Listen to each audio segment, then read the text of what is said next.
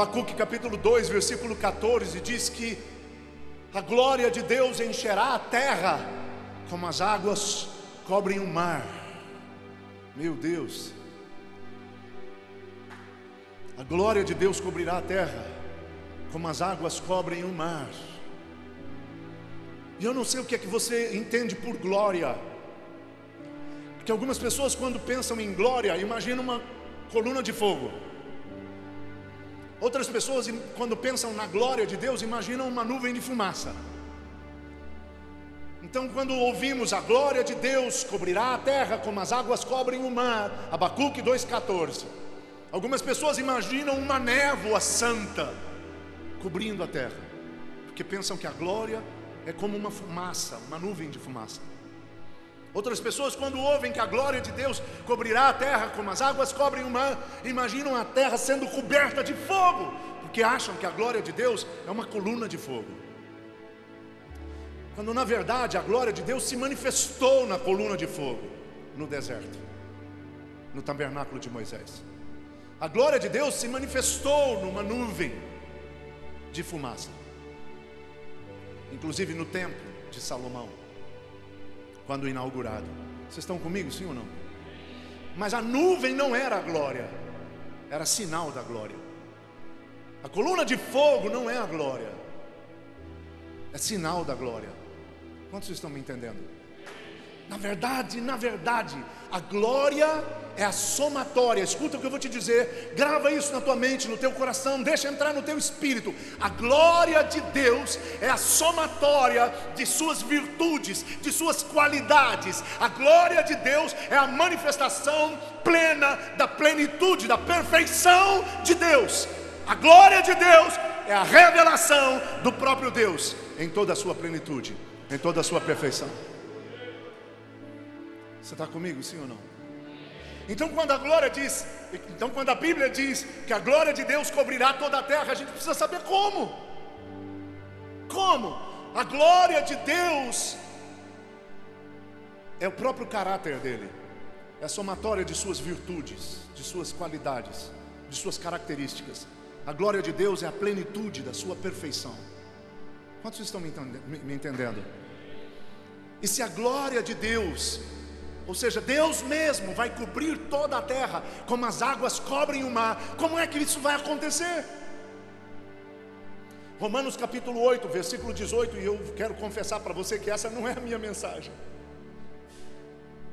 mas eu entendo que preciso passar isso para você. A glória de Deus cobrirá toda a terra, irmãos. A glória de Deus cobrirá toda a terra. Isto ainda não aconteceu, e nós somos a última geração de crentes que vai viver sobre a face da terra. Que bom que 2 ou 3 entenderam. Então, enquanto 12, pelo menos 12 não entenderem, eu vou repetir. Tem que ter pelo menos 12 entendendo essa verdade. Irmãos, nós somos a última geração de crentes que vai viver sobre a face da terra. O Messias está retornando, e Yeshua regressará prontamente. Nós somos a última geração de crentes que vai viver nesse planeta, e a glória do Senhor ainda não cobriu toda a terra como as águas cobrem o mar. Se a glória do Senhor vai cobrir toda a terra como as águas cobrem o mar, e nós somos a última geração de crentes, e isso não aconteceu ainda, então tem que acontecer através da igreja dos nossos dias. Você está aqui, sim ou não?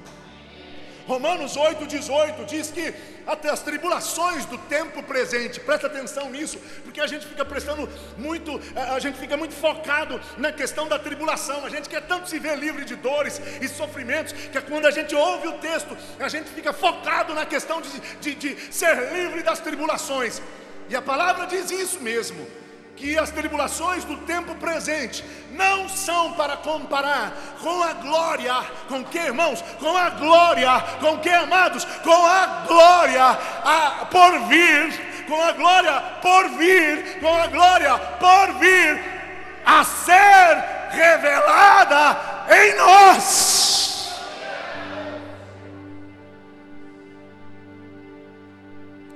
Segue comigo.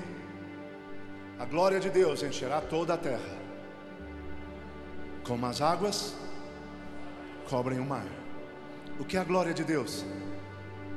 É a manifestação de sua expressão plena. É a revelação do seu caráter. Você não pode separar a glória da santidade. E santidade é parte intrínseca do caráter de Deus. Você não pode separar. Onde houver glória, irmãos, vai haver santidade.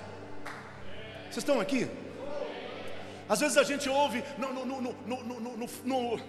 no afã do momento alguém gritar para a gente, quando o louvor está bom, quando a adoração está fluindo, ou quando a palavra está tremenda, alguém sempre grita: a glória de Deus está aqui. A verdade é que nós ainda não a experimentamos. Como você tem certeza disso, Davi? É que você não separa a glória da santidade. Então, quando a glória se manifestar, irmão, ninguém vai conseguir tocar coisa nenhuma, ninguém vai conseguir cantar coisa alguma. O dia que a glória se manifestar, irmãos, ninguém vai conseguir ficar de pé. Olha para o texto de Crônicas, na inauguração do templo de Salomão, a glória encheu o templo e os sacerdotes não podiam ficar de pé. Não houve um que conseguisse fazer os sacrifícios. Quando a glória vier, irmão, todos vamos boca no pó e gritar: ai de mim, pecador! Ai de mim, pecador! Porque quando a glória vier, ela virá com a exata manifestação da santidade divina. E diante da santidade divina não há como não perceber nosso pecado. Não há como separar a glória da santidade. Não há como separar a glória do poder. Porque o poder é parte intrínseca do caráter de Deus. Você está comigo, sim ou não? O dia que a glória vier e tomar esse ambiente num dos seus cultos, e deixe-me dizer algo que o Espírito Santo me falou enquanto vocês estavam adorando, e eu estava ali junto com vocês, entrando na presença de Deus. Ele disse que vocês têm a essência. Pastora, vocês têm a essência. Está ouvindo, pastor? Tem uma pureza no que vocês fazem. Tem uma inocência, e me entenda, no bom sentido. Isso são coisas que o Espírito me comunicou. Tem uma inocência no que vocês fazem, quando cantam, quando louvam, quando adoram. Não é uma inocência negativa. Eu não sei se vocês estão me entendendo. Eu não sei se você é capaz de perceber isso no Espírito. Eu oro para que você tenha o entendimento ampliado pelo Espírito Santo, para que você entenda o que está sendo dito e não deixe nenhum espírito maligno torcer o que está sendo falado. Não é uma inocência de forma negativa, é uma inocência no sentido de pureza, de simplicidade. Vocês têm pureza, vocês têm simplicidade. Vocês não podem deixar isso ser roubado por nada, nem por ninguém. Vocês não podem adaptar o que vocês têm a outro modelo. Vocês não podem querer trazer de fora uma outra realidade, porque o que vocês têm aqui não se encontra facilmente em lugar algum por aí. Não se encontra, melhor dito, não se encontra facilmente em qualquer lugar por aí. Vocês têm aqui algo que é essência, é pureza, inocência. Há uma simplicidade naquilo que vocês estão fazendo que agrada o coração de Deus. Não é todo mundo que entende. Não são nem todos da congregação que entendem. Eu não sei se eu posso falar aqui. Alguns de vocês acham inclusive maçante. Alguns de vocês acham inclusive cansativo. Alguns de vocês até acham que a pastora Roberta podia diminuir um pouquinho o tempo do louvor. É porque você ainda não entendeu o que vocês têm aqui. Vocês estão aqui, gente? E quando você não entende, você não desfruta. Ninguém desfruta aquilo que não entende. Irmão, pode ser um belíssimo de um sorvete. Quem gosta de sorvete aí? Pode ser uma delícia de um sorvete novo. Alguém inventou numa dessas sorveterias de Rio Claro, que parece que tem mais sorveteria aqui do que igreja. Ainda tem ou não? Na minha época tinha muito. Tem? Numa dessas sorveterias alguém inventa um sorvete espetacular, extraordinário. Ninguém sabe dizer nem exatamente do que é feito. E você vai até lá e experimenta. Se você não entende, você não desfruta. Você pode até gostar, pode até saborear, mas desfrutar vai além. E sabe por que a gente não desfruta o que não entende? Porque a gente cai na tendência de querer julgar. Não, isso aqui tá bom, mas é um pouco azedinho. Se não tivesse esse azedinho, não, até que é gostoso, até que é gostoso. Parece framboesa, mas no finalzinho tem um gostinho que não sei ainda, não sei. Eu acho que devia melhorar. Quando você não entende, você não desfruta porque critica. Alô? E quem critica não se aplica a entender, se dedica a rejeitar. Alô? Vocês têm aqui no período de louvor e da adoração, no seu jeito de louvar e adorar, vocês têm aqui uma pureza, uma inocência, uma simplicidade que não se encontra facilmente por aí. Vocês não podem trocar isso por nada, vocês não podem macular isso com nada, vocês não podem mesclar isso com outras ideias, com outros modelos, com outras coisas que se fazem por aí. Vocês não precisam, vocês têm que manter essa pureza. Alguns não entendem e portanto não desfrutam, sentam, cruzam os braços, querem que diminuam, acham que é longo demais o período. Mas quem entende está encontrando a Deus, está experimentando a Deus, porque o que vocês têm aqui é precioso. Alô, irmãos, vocês estão aqui? E eu sei que eu estou falando pelo Espírito. O que vocês têm aqui é algo especial. E eu vou ousar dizer algo: é poderoso o suficiente para tocar toda essa cidade. Sabe por quê, pastora? Porque o que vocês têm aqui é a essência daquilo que Deus começou a fazer lá atrás, mas que ao longo dos anos foi se perdendo. Vocês têm aqui a essência. Vocês estão comigo? Eu nem sei por que eu estou falando isso. Onde eu estava? Ah, na glória. Vira e mexe, alguém grita: a glória de Deus está aqui. Mas a verdade é que nós ainda não experimentamos a glória. Por quê? Eu repito, porque a glória é a expressão do próprio Deus. A glória de Deus é Deus manifesto. Mas Davi, você acabou de orar que a palavra de Deus garante que onde nós estamos reunidos no nome dele, ele está presente. Uma coisa é estar presente, outra coisa é estar manifesto. Vocês estão aqui? Todo mundo sabe que o pastor Saul está aqui. Agora, pastor Saul, dá um grito aí, por favor. Agora você sabe onde ele está. Uma coisa é pastor Saul presente, você sabe que ele está. Outra coisa é pastor Saul se manifestando. Quando ele se manifesta, você não sabe apenas que ele está, você sabe inclusive onde ele está e o que ele está fazendo. Deus sempre está presente, irmãos. Deus sempre está presente, porque a sua palavra não falha, não pode mentir. Ele prometeu e Ele vai estar presente onde nós estivermos reunidos no seu nome. Mas uma coisa é Deus presente, outra coisa é Deus manifesto. Quando Deus está manifesto, Ele está revelado. E quando Deus está revelado, você pode vê-lo, você pode percebê-lo, você pode senti-lo, você pode desfrutá-lo. Você não sabe apenas que Ele está, você sabe onde Ele está e o que Ele está falando, o que Ele está fazendo. A glória é Deus manifesto e na sua plenitude. Por isso você não consegue separar a glória da santidade, você não consegue separar a glória do poder. Quando Deus está presente, irmãos, nós somos curados, o poder flui, o poder flui. O cativo é liberto, o enfermo é curado, o angustiado é restaurado, demônios saem. Você está aqui, sim ou não? A glória é Deus revelado na sua plenitude. A gente ainda não tem isso. Vocês estão me entendendo? Mas vocês têm algo aqui no louvor e na adoração que coloca vocês no caminho. A qualquer hora a glória virá. A qualquer hora dessa, num segundo, num terceiro cântico, você não vai mais querer sair daqui. porque a glória virá. Você entende?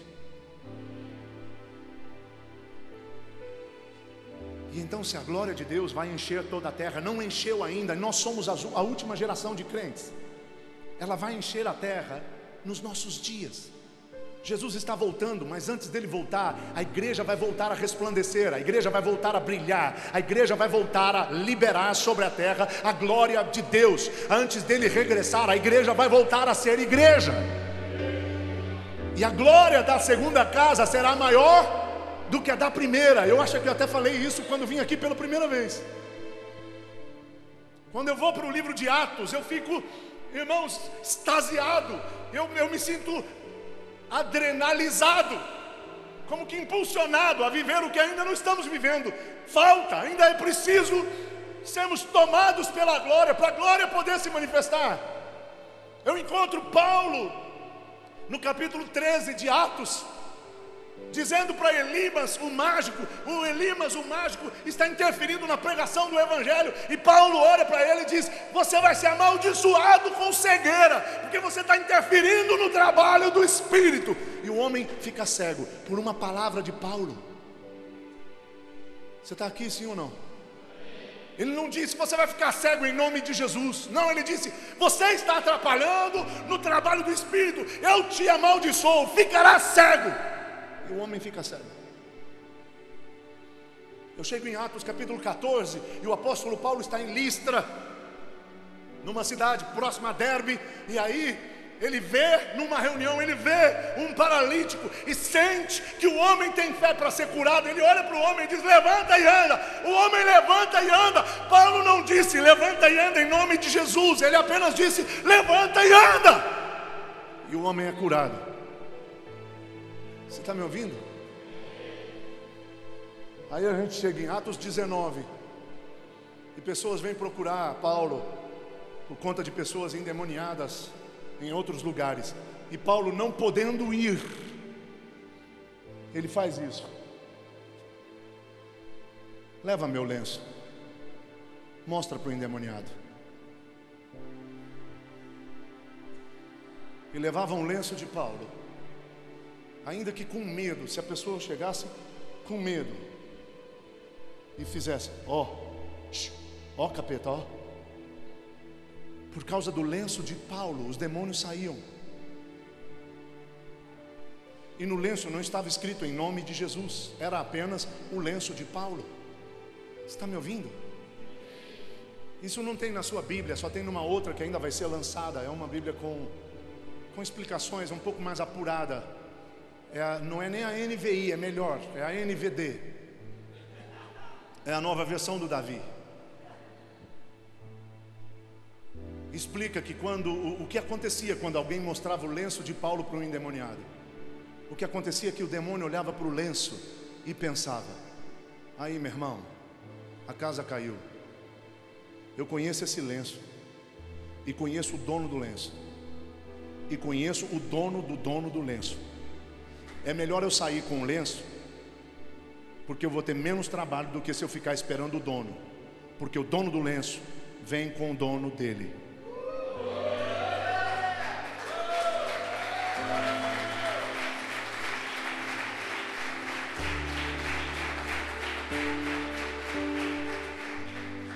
Então, quando eu vejo isso, eu fico pensando: nosso cristianismo é fraco, nosso cristianismo ainda não revela a glória. Vocês estão aqui, sim ou não?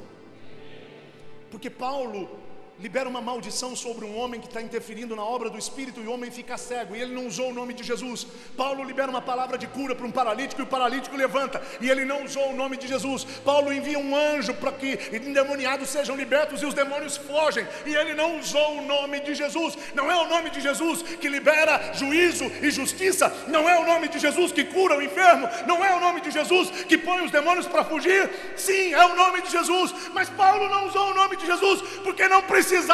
Paulo estava tão cheio da vida de Jesus que não era necessário usar o nome. Não, eu acho que você não entendeu. Minha esposa diz: amor, quando você for dizer algo muito importante, diga com calma. E como eu sou muito intenso, Eu preciso respirar para dizer de novo. Paulo não precisava usar o nome de Jesus, porque ele era usado por Jesus. Ele estava tão cheio da vida de Jesus, que ele não precisava usar o nome. No abrir da sua boca, ele liberava mais que o nome, ele liberava a vida de Jesus.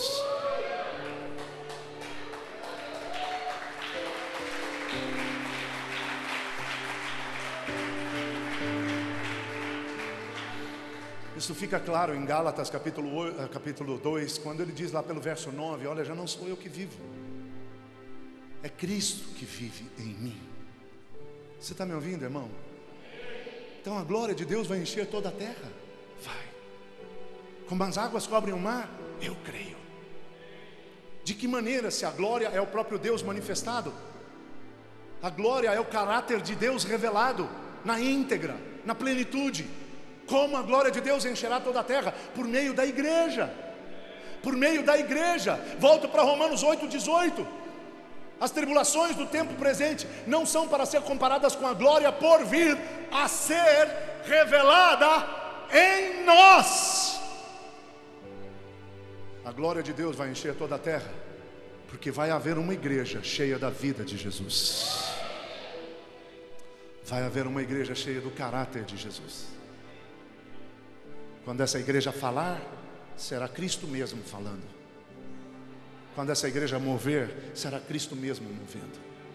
Quando essa igreja ousar impor as mãos, será Cristo curando, será Cristo libertando. Haverá uma igreja, irmãos, cujo caráter expressará na íntegra o caráter de Jesus. Então, por onde essa igreja for, Deus se revelará. Por onde essa igreja for, Deus se manifestará. Por onde essa igreja for, ou onde essa igreja estiver, todos ao redor saberão que Deus está ali.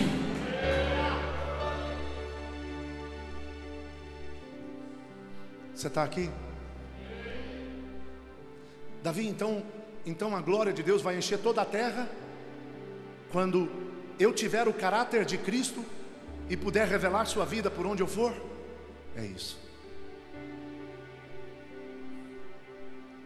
Davi, mas isso pode demorar muito. Só depende de você, meu irmão. 2 Coríntios capítulo 3, se não me falha a memória, verso 8, diz que nós somos transformados de fé em fé e de glória em glória. O que quer dizer isso? Quer dizer que a glória tem níveis de revelação. A glória tem níveis de manifestação. Assim como eu acabei de te dizer que uma coisa é Deus presente, outra coisa é Deus manifestado. Da mesma forma, Deus, estando presente, pode se manifestar num determinado nível, mas Deus pode estar tão presente que Ele se manifeste num outro nível, e Deus pode estar ainda tão presente que Ele se manifeste em outro nível superior. Agora, como isso se dá? É isso mesmo ou estou errado? Não é? 2 Coríntios 3? 2 Coríntios 9. Inverte. Certeza que não?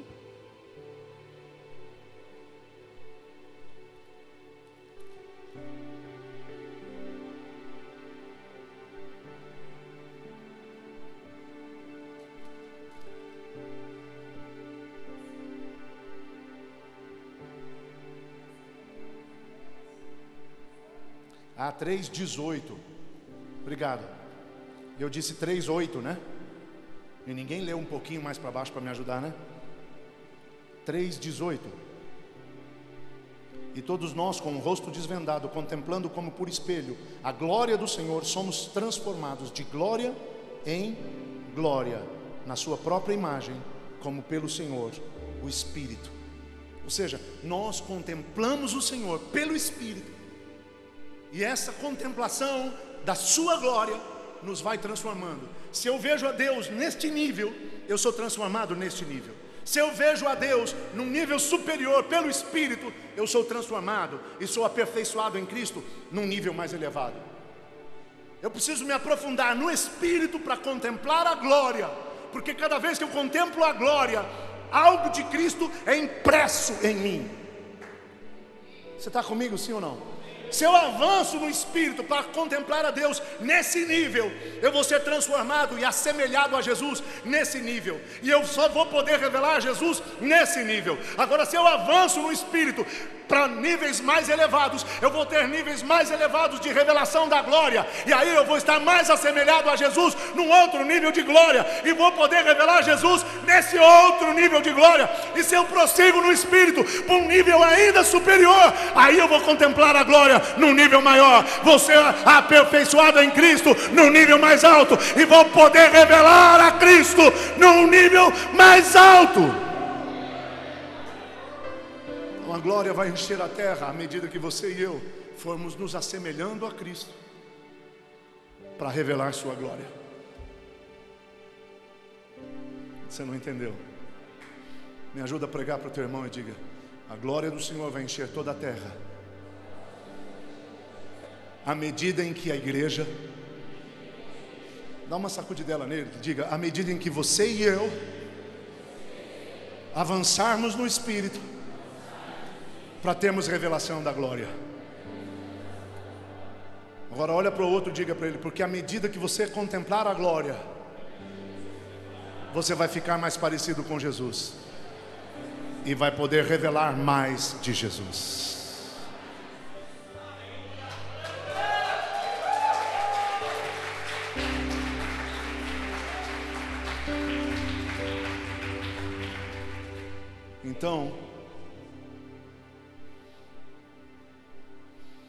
Então a glória de Deus encher a terra é algo que depende da igreja, depende do quanto a gente avança no Espírito. O que quer dizer isso, Davi? Depende de quanto você busca o Espírito, depende de quanto você mergulha no Espírito, depende de quanto você se dedica ao Espírito, depende do quanto você se consagra ao Espírito, depende do quanto você se aplica para viver uma vida no Espírito. Porque à medida que você vai mergulhando no Espírito, vai se rendendo ao Espírito, vai buscando o Espírito, vai conhecendo o Espírito, vai sendo cheio do Espírito, à medida que você vai crescendo no seu relacionamento com o Espírito, Ele vai te revelando a glória do Pai. E à medida que o Espírito te revela o Pai, a glória do Pai, o caráter do Pai, você vai se tornando mais parecido com Cristo, porque você, ao revelar, ao contemplar a glória, vai absorver a glória, então vai ficar parecido com Cristo, e aí o que você vai revelar é aquilo que você absorveu, no nível que você absorveu. Quantos estão me entendendo? Às vezes a gente vê um pregador que sobe no púlpito e faz um estrago. Ele ora e acontecem milagres, ele sopra e derruba 2000. E você fica pensando: quando é que eu vou chegar nesse nível? Quando você avançar no Espírito, o mesmo que ele. Porque o seu nível de relacionamento com o Espírito Santo permite o nível de revelação da glória de Deus. E o nível de revelação da glória que você tem permite que você fique mais parecido com Jesus. E então, quanto mais você mergulha no Espírito, mais a glória se revela. E quanto mais a glória se revela, mais você é aperfeiçoado em Cristo. E quanto mais você ficar parecido com Cristo, mais glória você poderá revelar. Não sei se vocês estão entendendo.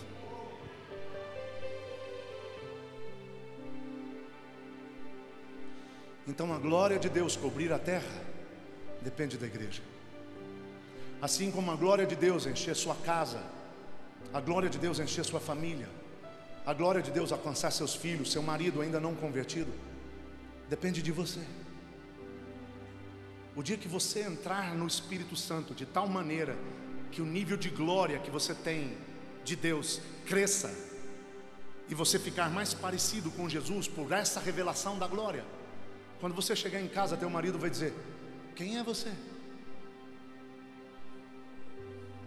Essa não é a mesma mulher que foi para casa, que foi para a igreja. Eu vou te dizer algo mais: você mesmo não se reconhecerá quando a glória de Deus tomar sua vida.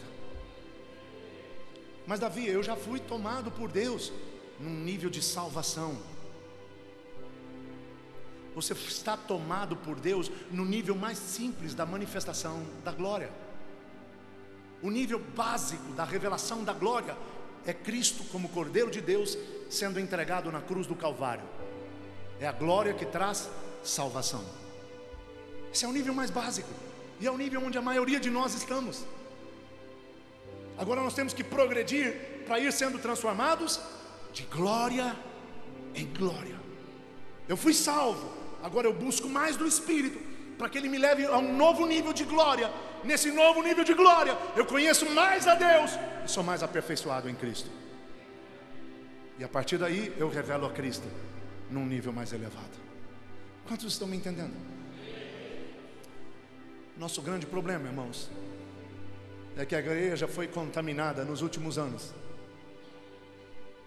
pelo vírus da lixologia da prosperidade. Todo mundo quer ser rico, todo crente quer ter dinheiro, todo pastor quer ser bispo, todo bispo quer ser profeta, e todo profeta quer ser apóstolo, porque todo mundo quer ter jatinho particular, todo mundo quer ter mansão, todo mundo quer poder ter 3, 4 carros importados na garagem e uma piscina no fundo da sua casa. Davi, isso é ruim? Não, isso é ótimo. O problema é fazer dessas coisas sua força motriz, seu alvo principal. Você está aqui?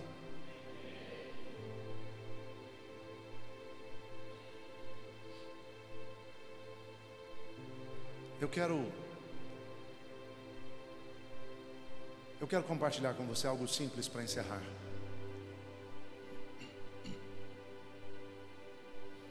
E eu gostaria que você abrisse no Evangelho do irmão Lucas, no capítulo 12. Lucas,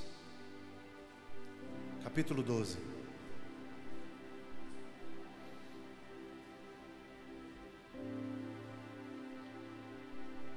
Nos últimos anos, a igreja tem sido ensinada que você deve comer o melhor dos céus e o melhor da terra. Nos últimos anos, a igreja tem sido ensinada que você pode se vestir de Giorgio Armani e de Hugo Boss. Nos últimos anos, a igreja tem sido ensinada que as mulheres podem ter bolsas Louis Vuitton, Chanel, Prada. Nos últimos anos, a igreja tem sido ensinada que os irmãos devem sonhar com a sua Ferrari, porque carrinho pequeno é bobagem, teu Deus é grande. Sonha com Porsche Cayenne. Vocês sabem o que eu estou falando ou estou falando grego? Um Porsche Cayenne é um carrinho bobinho aí que custa uns 750 mil reais, dependendo dos, como chama? Dos opcionais. Uma Ferrari pode custar seus 2, 3 milhões de reais.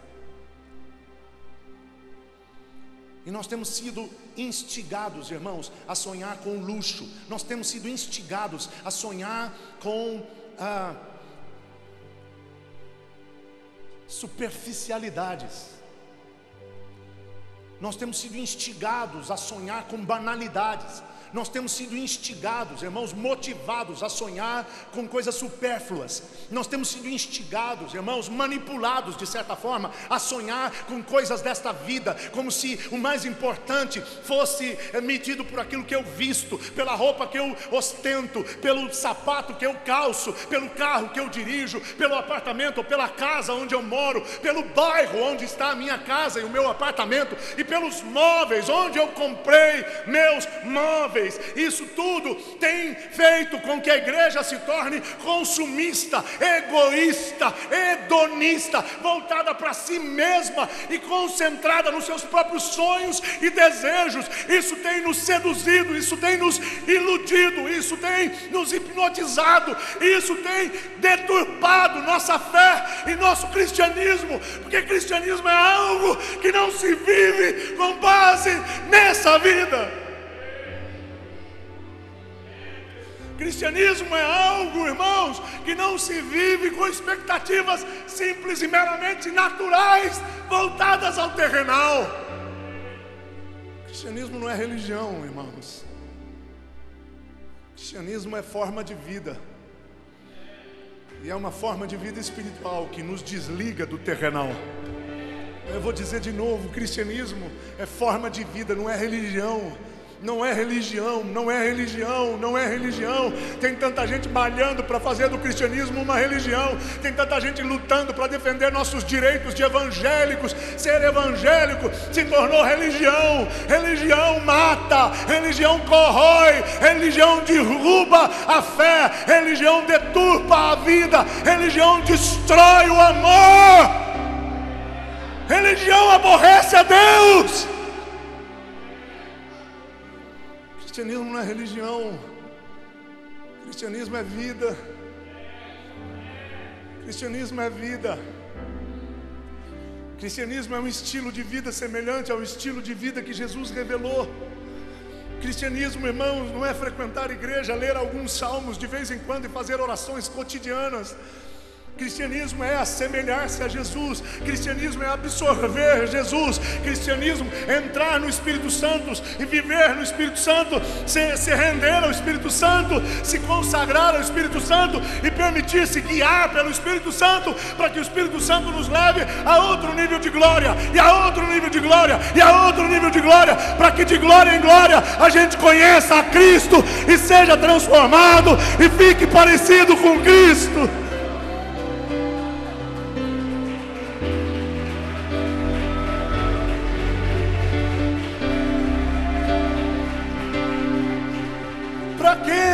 Para que a gente possa revelar a Cristo, porque a glória por vir vai ser revelada em nós. Não sei se o que eu te digo te anima. Talvez você estivesse mais empolgado se eu estivesse compartilhando 7 passos para a bênção, 14 passos para a conquista, 21 passos para alcançar seus sonhos, 70 passos para viver milagres, 318 passos para se tornar empresário. Mas essa não é a minha mensagem. Não é o que o Espírito Santo me encomendou para esses últimos dias. O cristianismo, irmãos, é um estilo de vida no qual eu absorvo a vida de Cristo, exatamente para que fique livre, para que eu fique livre de tudo que é dessa vida.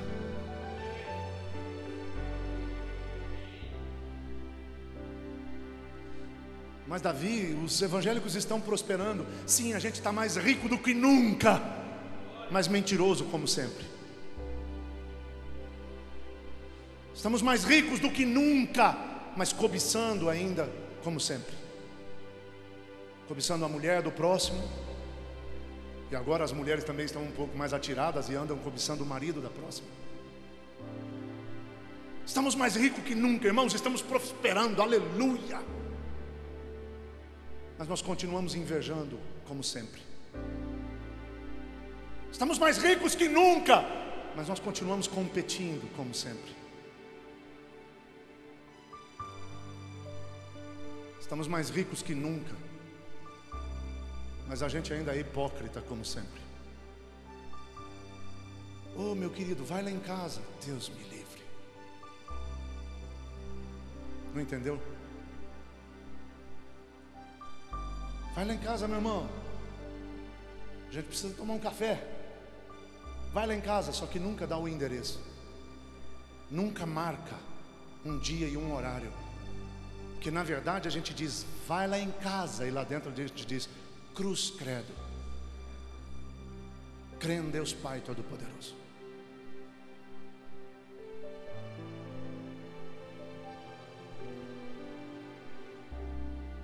A gente está mais rico que nunca, mas a gente continua dizendo, eu te amo, sendo que não é verdade.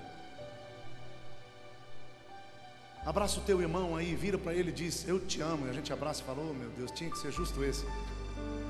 Te amo, querido.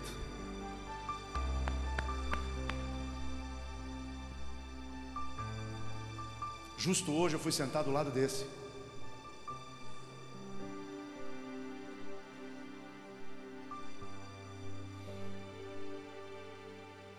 Davi, você é contra a prosperidade?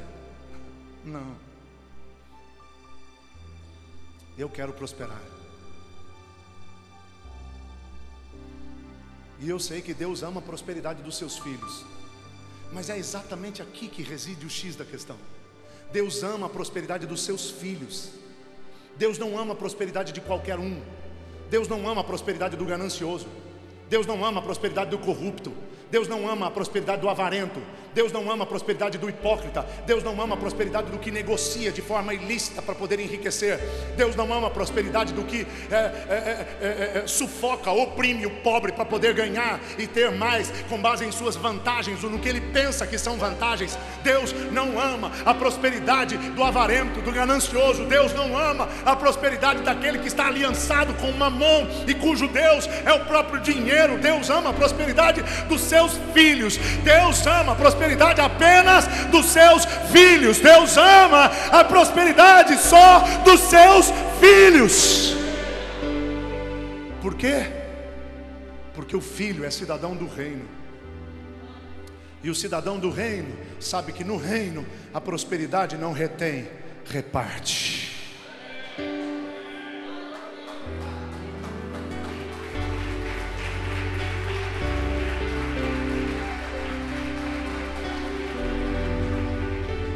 Não sei se você me entendeu, irmão. Me ajuda a pregar para o teu vizinho. Diga para ele, sabe por que Deus ama a prosperidade dos filhos? É porque os filhos pensam como o reino, de acordo com o reino. Agora olha para o de trás e diga para ele, de acordo com o reino, a prosperidade não retém, reparte.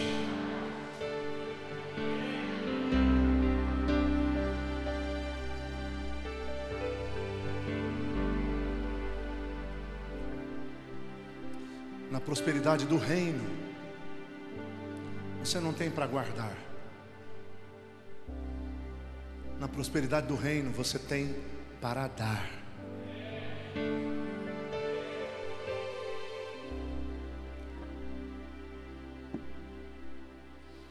Nós ainda temos gente discutindo se deve entregar dízimo ou não.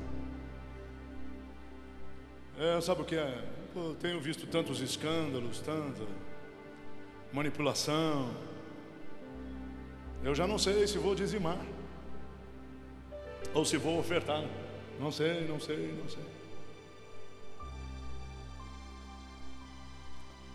E há uns ainda que boquiabertos vêm e dizem, inclusive assim no Novo Testamento não tem muito sobre oferta, né? Sobre dízimo. Na igreja de Atos, na igreja de Jerusalém, de Pedro, Paulo, Tiago, João, Filipe, André, Bartolomeu e outros tantos, lá ninguém falava de dízimo e oferta. Então eu estou na graça, eu não estou na lei, e o dízimo é da lei. Ai, que lindo. Não entendeu nem a lei nem a graça. A lei não foi abolida, a lei foi cumprida. E a graça nos foi dada para que vivamos em Cristo, para que por Cristo estejamos livres da lei. Mas se você usa a graça e não está em Cristo, peca contra a graça, peca contra Cristo e peca contra a lei. Mas tudo bem, você não quer os princípios financeiros do Antigo Testamento, você quer os princípios financeiros do Novo Testamento, onde ninguém fala nada de dinheiro. Tá bom, deixa-me te explicar. Na igreja de Jerusalém, ninguém precisava falar nada sobre dinheiro, porque os irmãos, vendendo tudo o que tinham, traziam todo o dinheiro aos pés dos apóstolos. Para que você vai falar de dízimo, de 10%, com uma pessoa que está dando tudo?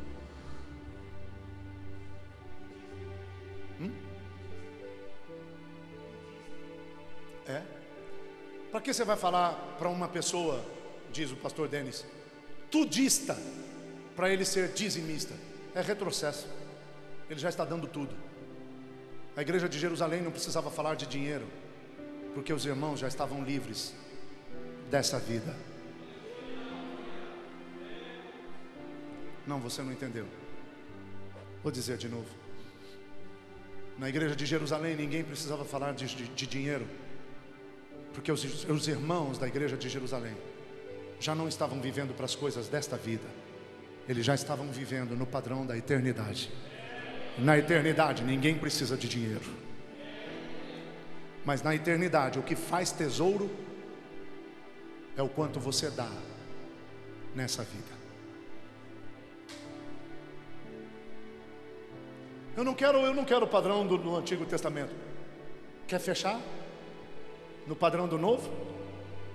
Seu pastor vai ficar feliz.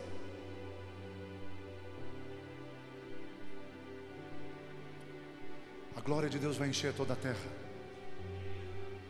A glória de Deus é Deus mesmo revelado em sua plenitude, em todo o seu caráter.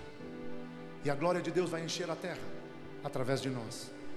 À medida que nós cresçamos no Espírito, vamos receber novo nível de glória e vamos sendo transformados. E quanto mais eu recebo a glória e quanto mais eu sou transformado, mais eu posso revelar o Senhor por onde eu for. E quanto mais a igreja revelar a Cristo, mais a glória de Deus cobrirá a terra.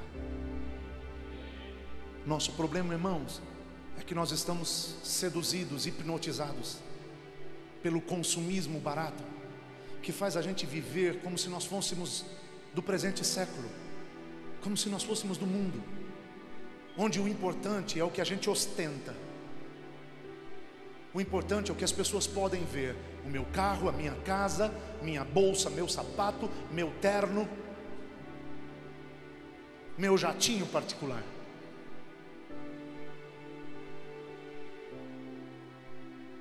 Você está aqui comigo, sim ou não? Jesus disse algo aqui em Lucas 12.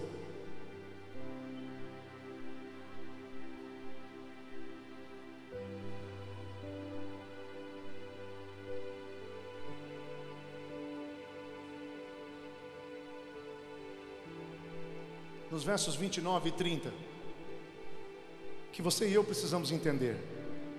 Ele diz: não andeis, pois, a indagar o que haveis de comer ou beber, e não vos entregueis a inquietações, porque os gentios de todo o mundo é que procuram estas coisas, mas o vosso Pai sabe que necessitais delas. Verso 31: buscai antes de tudo o seu reino, e estas coisas vos serão acrescentadas. Jesus está dizendo, irmãos, que preocupações com o que comer, preocupações com o que beber, preocupações com o que vestir, preocupações com a casa que você tem, o apartamento onde você mora e os móveis que mobiliam o seu lar, preocupações com o carro que você dirige, com a bolsa que você usa, são preocupações para o ímpio, são preocupações para o perdido, são preocupações que deveriam inquietar pessoas do presente século e não crentes, não salvos. Essas coisas não são para ocupar nossa vida, nosso tempo, nossos esforços. Jesus está dizendo que a gente devia estar preocupado com o reino. Você está aqui? Eu não sei se eu falei da África quando eu estive aqui da outra vez. Não. Nossa rede, nós temos uma rede. Eu já convidei seu pastor para ir, ele não quer. É brincadeira. É uma rede de pastores. Ninguém lá é presidente. Ninguém lá é o bambambam. Não é uma pirâmide. Não é a rede do Davi. é uma rede de pastores. Ninguém interfere na igreja do outro. Nós só queremos ter comunhão, edificarmos uns aos outros e trabalharmos juntos pelo reino. Essa rede se juntou e adotou 26 pastores na África. Eles são de um ministério específico, passando por dificuldades. Um dos pastores da rede foi até lá, conheceu, se envolveu, trouxe para a gente, nós abraçamos o projeto e estamos apoiando. Eu fui até lá. Todo crente devia fazer uma visita na África. Você acha que a sua vida é difícil? Eu fiquei uma semana com eles. Eles trabalham 12 horas por dia nas plantações de arroz, que eles chamam de machambas. Eles ficam 12 horas por dia com a água até os lombos, apanhando arroz e se movimentando dentro da plantação com muita dificuldade. 12 horas por dia para ganhar 10 centavos por dia.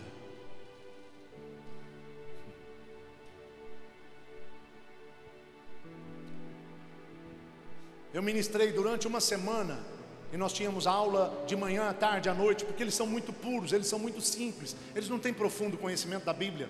Você precisa até ter cuidado com aquilo que você ensina, com aquilo que você fala, porque eles acreditam em qualquer coisa que você disser. Se você está ensinando e espirrar no meio da mensagem, eles acham que você orou em línguas, que foi uma manifestação do Espírito Santo, porque eles são puros.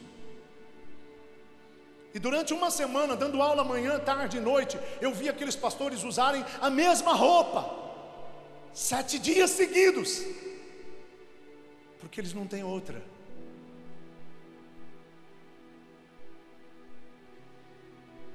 Alguns têm sandálias, outros têm havaianas moçambicana, é garrafa PET, garrafa de refrigerante, que eles tiram todo o ar, amassam ela bem amassadinha, pega duas tiras de pano, amarra na ponta, fazem 2 furos atrás, e essa é a havaianas deles. Eles não têm onde morar, eles moram como que em ocas. Você sabe o que é uma oca? Como que de índio. Eles têm as suas ocas, são casas de pau a pique, casa de barro, com teto de sapê, e o chão é de chão batido. A casa não tem nem porta, eles penduram um pedacinho de pano, para ter pelo menos um pouquinho de privacidade do lado de dentro. Mas qualquer serpente, qualquer escorpião pode passar por baixo, e pode dizimar numa noite a família, porque eles não têm nem rede, dormem no chão.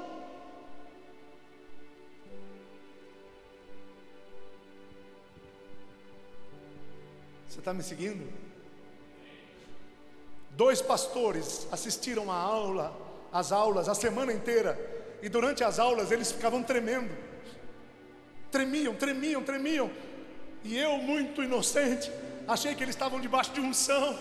Eu estou acostumado que aqui no Brasil a gente treme por tudo, é um treme lascado nas nossas reuniões, e eu pensei que eles também estavam recebendo alguma unção, alguma visitação do Espírito Santo. Aí no último dia eles vieram falar com a gente, comigo e com o líder da base, um missionário brasileiro que inclusive está lá, doando a sua vida com esses pastores. E eles disseram: pastor, o senhor ou o apóstolo, vocês não podem levar a gente no hospital? O hospital é um pronto-socorro.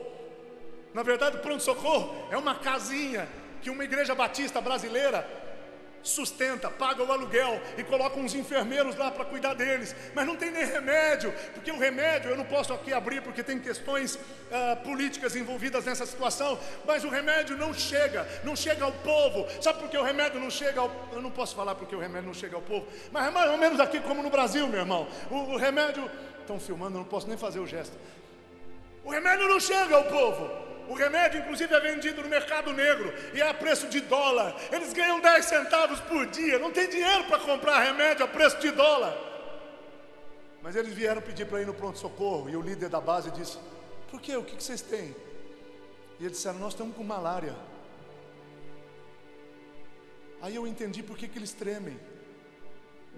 que a malária, irmãos, malária causa febre altíssima, malária mata. Eles podiam ter morrido durante as aulas. E a malária causa dores nos ossos, dores terríveis. E a pessoa treme de tanta dor, e treme de febre, treme de calafrio. Você está me ouvindo? E nós estávamos numa região chamada Dondo, e eles moram numa outra região chamada Caia.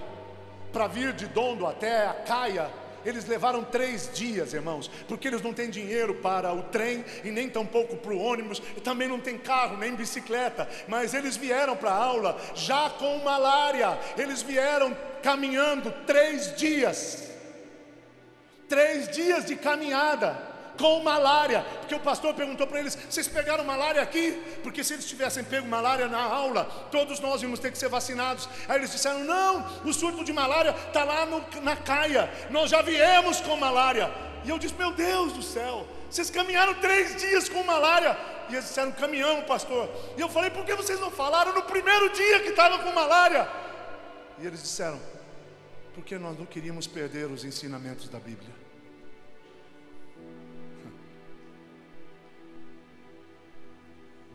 Igualzinho aqui. A gente aqui não perde nenhum culto por causa do Corinthians, perde? Aqui a gente não falta no culto por causa do Palmeiras, né? Ou do São Paulo. Aqui a gente sofre de outra febre. Febre da idolatria.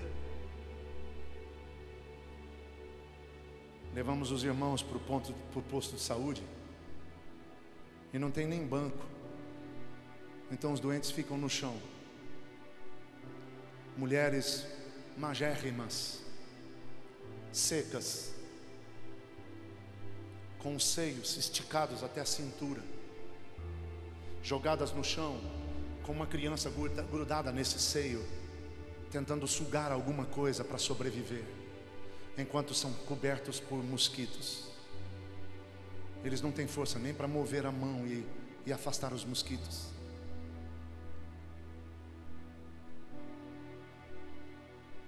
Então, quando eu vi aquela cena, eu não consegui ficar lá dentro. Eu voltei para fora. Aí o pastor veio até mim e disse: apóstolo, tudo bem? E eu falei para ele: não, pastor, não está tudo bem. Não está tudo bem porque eu não posso fazer nada. Você vê essas cenas e você se sente uma porcaria, porque a gente não tem dinheiro, que a gente não pode nem comprar um medicamento. A gente se sente impotente, se sente incapaz, porque você sabe que aquele monte de gente com aqueles bebês vão morrer, e você não pode mudar isso.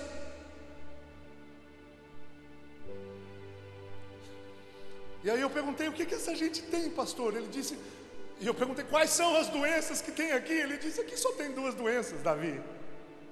Essa gente aqui só tem 2 doenças, uma ou outra, e eles vão morrer, ou de uma ou de outra: malária e AIDS.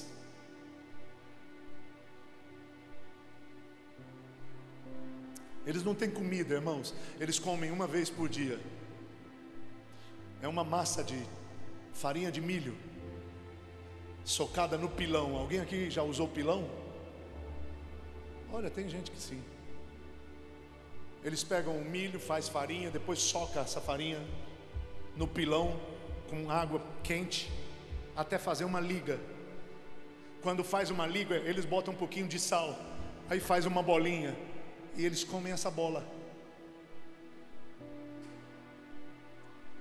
Mas no final de semana, aí sim, aí é melhor, porque no final de semana, na feira, os peixes já estragaram, e aí eles fazem liquidação do lambari, o peixinho podre, e com um pouquinho de centavos eles conseguem comprar um lambari podre. E aí eles pegam o lambari, também socam no pilão para fazer um caldo. E aí, no final de semana, aí eles têm uma comida especial, irmãos. Eles comem a maçaroca ao molho de peixe podre.